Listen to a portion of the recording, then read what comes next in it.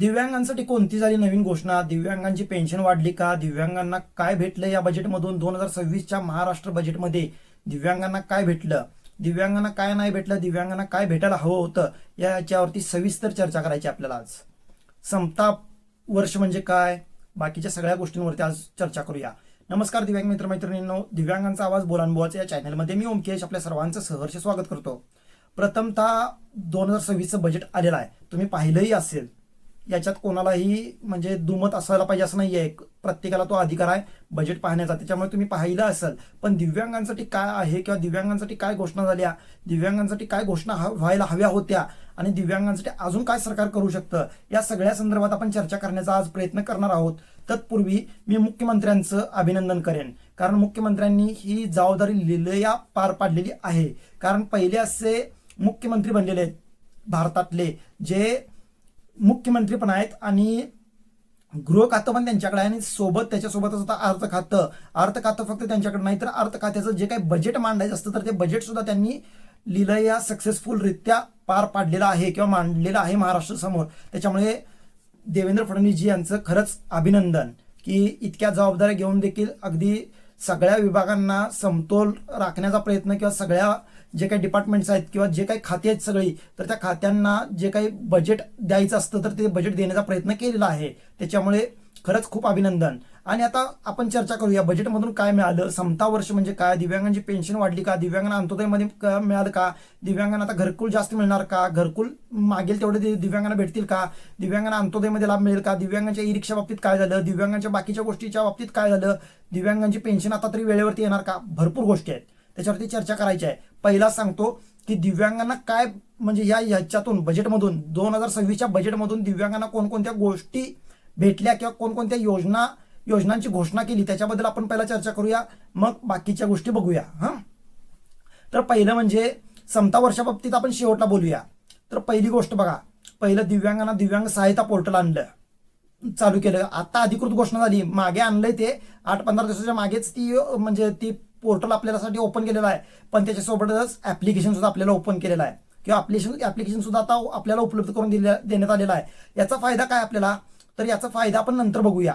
कारण पहिला योजना काय काय आणलेल्या आहेत त्या बाबतीत चर्चा होऊ दे. दुसरी विवाह योजनेमध्ये दिव्यांगांना जर दिव्यांग व्यक्तीशी लग्न केलं तर 2.5 लाख रुपये, दिव्यांग व्यक्तीनं नॉर्मल व्यक्तीशी लग्न केलं तर 1.5 लाख रुपये मिळणार आहेत. परत दिव्यांग क्रीडा, जे दिव्यांग खेळाडू आहेत तर त्यांना जे जिल्हास्तरीयवरती खेळतात तर त्यांना 25,000 रुपये मिळणार. परत जे राज्यस्तरीयवरती खेळतात तर त्यांना 50,000 रुपये मिळणार आहेत आता इथून पुढे. आणि जे देश लेवलला खेळतात तर त्यांना 75,000 रुपये मिळणार आहेत दिव्यांगांना. आता हे झालं दिव्यांगांसाठी बीज भांडवल योजनेसाठी तरतूद करून देण्यात आलेले आहे पैशांची, म्हणजे अतिरिक्त पैसे देण्यात आलेले आहेत, जे काही हक्काचे पैसे आहेत तर ते. परत जे जिल्ह्याच्या लेवलला जे काही 1% निधी खर्च करायला पाहिजे हे अनिवार्य केलेलं आहे, किंवा दिव्यांगांसाठी जे 1% बाजूला काढायचा आहे म्हणून सांगितलेलं आहे. जिल्हाधिकाऱ्यांना किंवा जिल्हा परिषद असेल तर त्यांना जो निधी गोळा होतो किंवा त्यांच्याकडे जो निधी येतो तर त्यातला 1% निधी हा दिव्यांगांसाठी खर्च करायचा म्हणून सांगण्यात आलेला आहे. ही एक गोष्ट झाली. परत त्याच्यासोबतच दिव्यांग भवन किंवा दिव्यांगाचं ऑफिस, आपल्या सोप्या भाषेत म्हणायचं गेलं तर प्रत्येक जिल्ह्याला आता ते बांधण्यात येणार आहे किंवा जिल्ह्याला सुरू करण्यात येणार आहे. हे झालं. दिव्यांगांच्या शिष्यवृत्तीमध्ये वाढ करण्याचा प्रयत्न किंवा वाढ करण्याचं ठरवलंय सरकारनं. 1ली ते 12वी असेल, 12वीच्या पुढे ग्रॅज्युएशन पर्यंत सगळ्या जे काही आहे तर त्याला पण वाढवून देण्याचं मान्य केलेलं आहे. परत त्याच्यासोबतच दिव्यांगांना शिक्षणासाठी किंवा दिव्यांग शिकतात पण IT क्षेत्रात किंवा साधं शिक्षण घेतात पण IT क्षेत्रात जायचं, हॉस्पिटॅलिटी म्हणा किंवा बाकीचे जे काही पुढचे शिक्षण आहेत तर त्याच्यासाठी सुद्धा दिव्यांगांना जे काही प्रशिक्षण असेल, जे काही कार्यशाळा असतील तर त्या कार्यशाळा सुद्धा उपलब्ध करून देण्याचं काम करायचं म्हणून सांगितलेलं आहे किंवा करणार आहोत म्हणून मुख्यमंत्र्यांनी सांगितलेलं आहे या वर्षामध्ये 2026मध्ये. अशा भरपूर साऱ्या. परत घरकुल योजनेमध्ये सुद्धा दिव्यांगांना वाढ करून देण्यात येणार आहे. परत त्याच्यासोबतच जर तो घर बांधणारा असेल आणि त्याला जमीन नसेल तर ते जमीन घेण्यासाठी सुद्धा अतिरिक्त पैसे त्याला दिले जाणार आहेत म्हणून सांगण्यात आलेलं आहे. तर इतक्या साऱ्या योजना दिव्यांगांसाठी. परत बाकीच्या ज्या काही योजना पहिल्यापासून सुरू आहेत दिव्यांगांसाठीच्या तर त्या योजनांसाठी जो काही निधी लागतो तर तो निधी सुद्धा वर्ग करण्यासाठीचा आम्ही काम करू. परत दिव्यांगांची पेन्शन आता दिव्यांग मंत्रालयाकडून, म्हणजे सगळ्यात महत्त्वाचा मुद्दा, दिव्यांगांची पेन्शन आता एप्रिलपासून दिव्यांग मंत्रालयाकडून येणार म्हणून सांगण्यात आलेलं आहे. म्हणजे पहिला जे समाज कल्याण विभागाकडून येत होती तर ती समाज कल्याणकडून न येता आता दिव्यांग मंत्रालयाकडून येईल. आणि जो काही निधी आहे म्हणजे जो काही निराधार निधी मिळतो दिव्यांगांना तर तो दिव्यांग निधी वार्षिक निधी दिव्यांग मंत्रालयाला वर्ग केला जाईल किंवा तुमचा हक्काचा निधी तो तुमचा बाजूला ठेवला जाईल म्हणून सांगण्यात आलेला आहे. तर इतक्या साऱ्या गोष्टी घडलेल्या आहेत दिव्यांगांसाठी या अर्थसंकल्पामधून, या बजेटमधून. तर तुमचं प्रश्न होती की दिव्यांगांची 6,000 पेन्शन झाली का, तर नाही झाली. दिव्यांगांना सरसकट अंत्योदयमध्ये घेतलं का, तर नाही घेतलं. दिव्यांगांना ई रिक्षासाठी भरघोस रक्कम दिली का, तर नाही दिली. या 3 प्रॉपर गोष्टी होत्या. दिव्यांगांना एसटी प्रवास फ्री झाला का, तर नाही झाला. ही 4थी गोष्ट होती. दिव्यांगांची कर्जमाफी झाली का, तर नाही झाली. आता सरकारनं घोषणा केली की शेतकऱ्यांची 2 लाखापर्यंत कर्जमाफी, जी थकीत कर्जमाफी आहे 15 सप्टेंबर 2025 पर्यंतची, तर ती थकीत कर्जमाफी सगळ्यांची कर्ज माफ केलेलं आहे 2 लाखापर्यंतचं कर्ज. तसंच दिव्यांगांचंही करता येत होतं पण ते सरकारनं केलेलं नाही आहे, लक्षात घ्या. दुसरी गोष्ट, दिव्यांगांना जे वेळेवरती कर्ज भरतात तर ते नॉर्मल लोक जे वेळेवरती कर्ज भरतात, सोसायटी असतील किंवा बँकांचे असतील, तर त्यांना 50,000 प्रोत्साहन राशी देणार आहे सरकार. मग दिव्यांगांनाही तसं देता आलं असतं. दिव्यांग सुद्धा कित्येक दिव्यांग असे आहेत जे वेळेवरती कर्ज भरतात, वेळेवरती त्यांचे हप्ते भरतात, तर त्यांनाही देता आलं असतं. ही गोष्ट ई रिक्षा बाबतीत जरा भरघोस निधी द्यायला पाहिजे होता. जे अजित पवारांनी घोषणा केली होती 500 कोटीची, तर ती तर निदान लागू करायला पाहिजे होती. मागचा निधी आम्हाला भेटला असता. या गोष्टी आहेत. नवीन घोषणा यामध्ये करण्यात आलेल्या नाहीत. पेन्शन वाढ नाही आहे, अंत्योदयमध्ये नाही आहे, बाकीच्या गोष्टी नाही आहेत, लक्षात घ्या. फक्त विवाह योजनेमध्ये वाढलेलं आहे, घरकुलमध्ये वाढलेला आहे आणि शिक्षणामध्ये वाढलेला आहे, खेळामध्ये वाढलेला आहे. म्हणजे जे खेळाडू आहेत दिव्यांग तर त्यांच्यासाठी वाढ करण्यात आलेली आहे. आता तुम्हाला सांगायचं म्हणजे समता वर्ष म्हणून साजरं केलं जाणार आहे आपल्यासाठी. 2026-27 म्हणजे 2026 एप्रिलपासून ते मार्च 27 पर्यंत, 2027 मार्च पर्यंत जे काही वर्ष साजरं केलं जाणार आहे तर ते समता वर्ष म्हणून साजरा केलं जाणार आहे.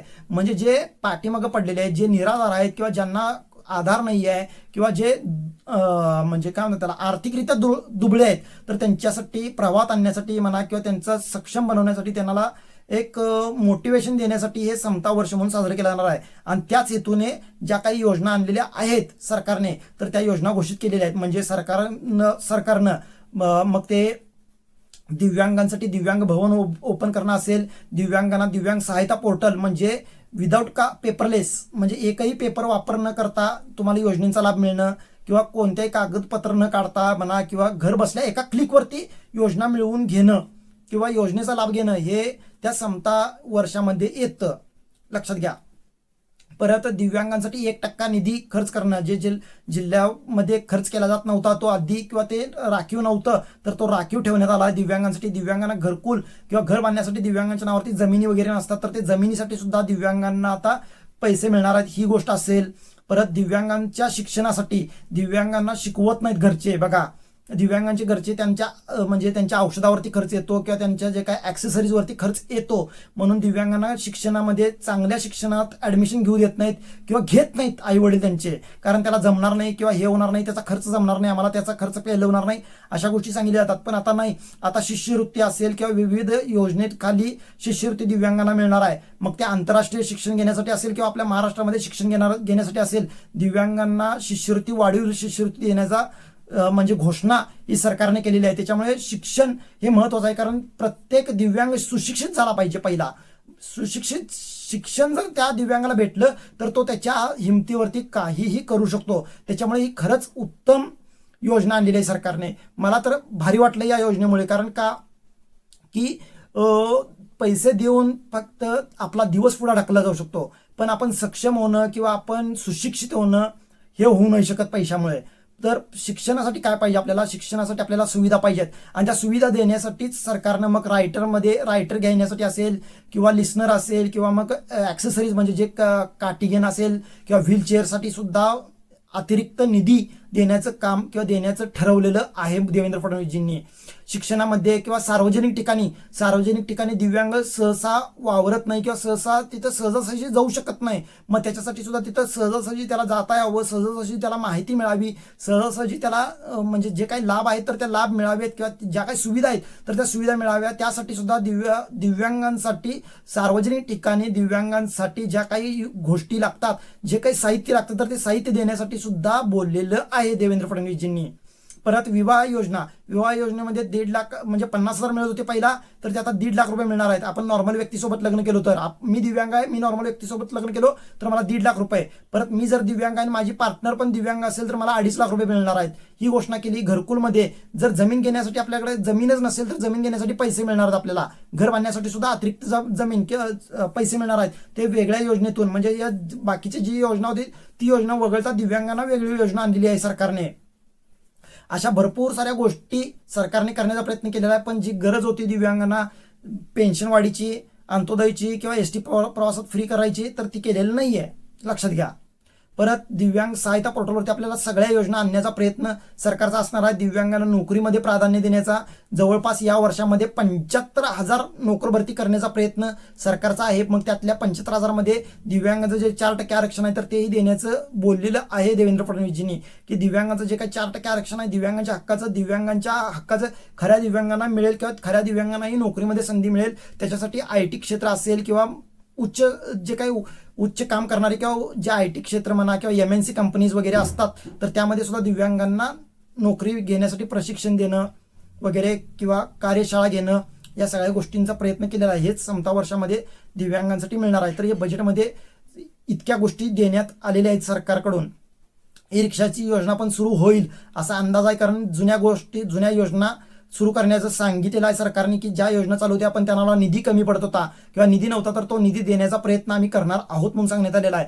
परत तसंच बीज भांडवल योजना तृतीय पंथांना आणि म्हणजे ट्रान्सजेंडर आणि दिव्यांगांना पण बीज भांडवल योजना कशी लवकरात लवकर मिळेल किंवा कशी सहजासहजी मिळेल यासाठी सुद्धा प्रयत्न करू. यासाठी सुद्धा निधी वेगळा ठेवू. दिव्यांगांना कुशल किंवा दिव्यांगांना व्यावसायिक बनवण्यासाठी सुद्धा कमी व्याजदरात कर्ज उपलब्ध करून देण्यासाठी सुद्धा विविध योजना आणता येतात का ते बघणार आहेत.